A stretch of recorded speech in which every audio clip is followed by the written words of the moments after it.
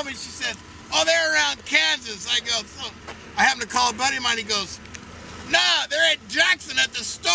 He goes, no, the road before that, I was going to go to Visalia right now. I said, okay. Scare the crap. Somebody hates walkers. Good. All right. That's Awesome. what Dad was telling me. Hey, I gotta go to Visalia and I want to get there before they open the Costco. Take it easy, man.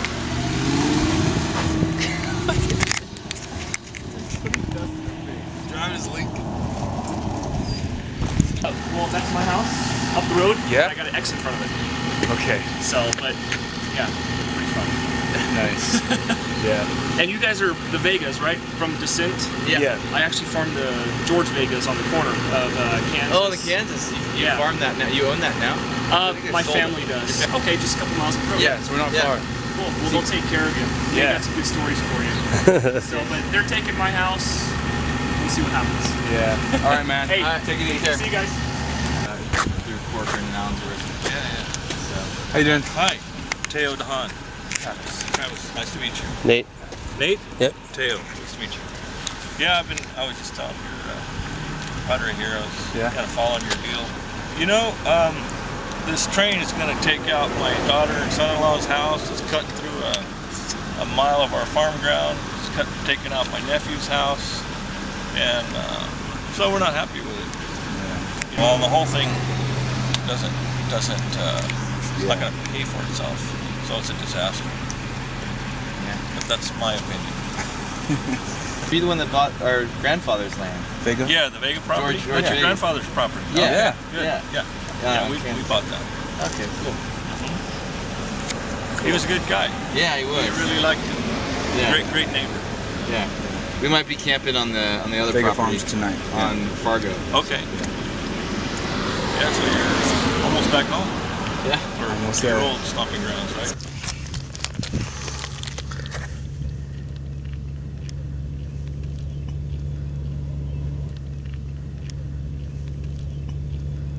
who drew this? Who made this? A buddy of mine, but I did all the rest of it. Yeah. Probably ought to ship a couple of them off to a few people. So is it going through your land? No, it's going right next to my place. Is it? Yeah. You get caught right in it. That guy's like aiming for him now.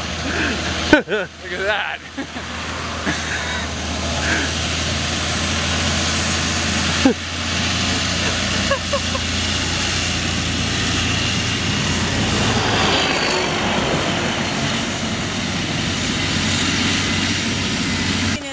I never thought the day would come I'd see my grandkids. Hey. Are you going my way? Yeah, we got just a little bit to go. I went down the next block down because I thought, oh no, they painted their house now. It used to be brown. Dear Travis, happy birthday to you. Oh no. Bring it down. You can get your little... Thank you. I thought I was too old. I thought I was too old for that. I can't bring you just stick anything in there. We're just gonna tie it on. He's gonna walk down the streets now with his little. All right. Embarrassing win. You have to believe in your heart what you're doing is right. Yeah. I mean, that's... I think what people are also going to be really interested to see is how well you guys have organized yourselves and learned about this and what you're kind of just doing with the group and all that kind of thing. I think it's really interesting, you know? It's helped us a lot to meet our neighbors that we didn't know as well. Yeah. But also to kind of get a handle on other projects that are going to come along. Yeah. I mean, it's something that we feel that we can make a difference by educating those that are making the decisions. Yeah. I mean, that's all we ask. Yeah. If you're going to do this, do it right. Put into service it's a 9/10 of a megawatt solar system, and it's about 90% of the power needs for the dairy. It's really a good project. I mean, it's really a perfect match for this dairy, and it produces obviously the most power in the middle of summer when I need it to keep the cows comfortable and cool. the big picture, and I've been really thinking about this thing, and really the big picture is the detriment to ag here in this valley. The EIR, I've read through the ag section in the EIR, there's no seriousness to the impact of what it's doing to ag here in the valley. You know, and it's really sad.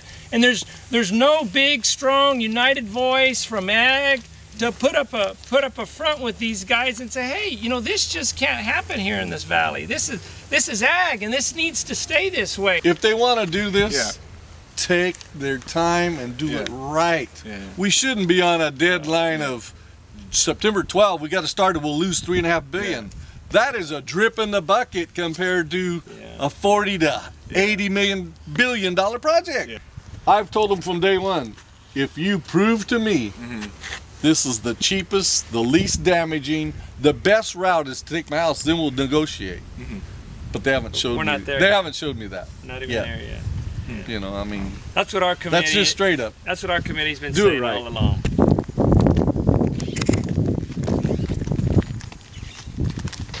So, hopefully it's cool for us to be able to record this as well, because that's kind of normally what we do. Yeah. Is that fine? Yeah, that's fine. Well, I was figuring I want to let them walk down there, and then we can get an answer to them. Just kind of, what do you guys do as you're walking? Are you just walking through? We're just walking and notes and talk. We just take photographs. We film. We pick things up. Yeah. Usually photographs things. I'm not gonna perform that though.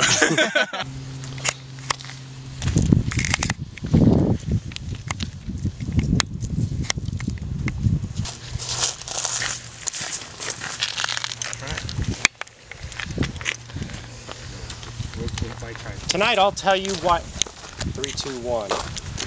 Tonight I'll tell you how the proposed high-speed rail system has inspired these three brothers to walk just about the entire length of the state. It's very much a kind of shoot from the hip kind of thing, which I think, you know, has its own value. You know? I can put a whole video on there if you'd like.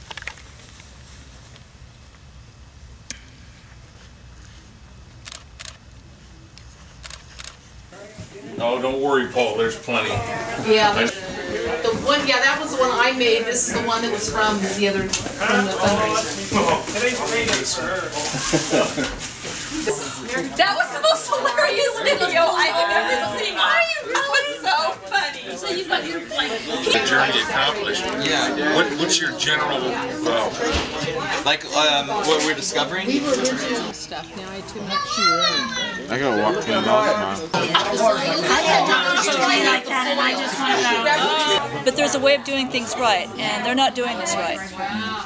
They're railroading us because they want to make sure that this happens in that proposed time frame so that they can get the federal monies, and that's not right. That's not right. They need to come back and plan this better, because this is something that will affect us for the rest of our lives. And it doesn't affect you whether, it's not just the farmers, so it's in the city, it's the banker, it's the welder, it's the person that has the grocery store, it's everybody. You know, I'm in communication, and there was a point brought up at that meeting that, you know, years ago when the rails came through, it was about 130 years ago, and how, you know, we didn't have all the means of communication that we have now. We have quite a bit of means of communication, and why are we still not understanding what's going on? If we had communicated properly, we wouldn't have to have these forums. Bye. Bye. What do you guys feel like? Climb the fence, go through the corral, or go on the road around? Because we're going to end up right on the other side. Well, they never did before. They're going to put another row of these big wires. This is going south here. And Southern Cal Edison tried to communicate with the high-speed rail that, hey, we got this $25 million facility, and the regional manager said they will not respond. So Southern Cal Edison's response to that is, well, hell, if we put it here first, then they have to deal with us, right? So they kind of accelerated their plans. They're moving faster. They've acquired the land, and they're going to get constructing by January, I think, of next year. Because they said, you know, they don't respond. So he says, well, why don't we'll just... And they made it clear there's no power here for the train. Monster? Give me a record.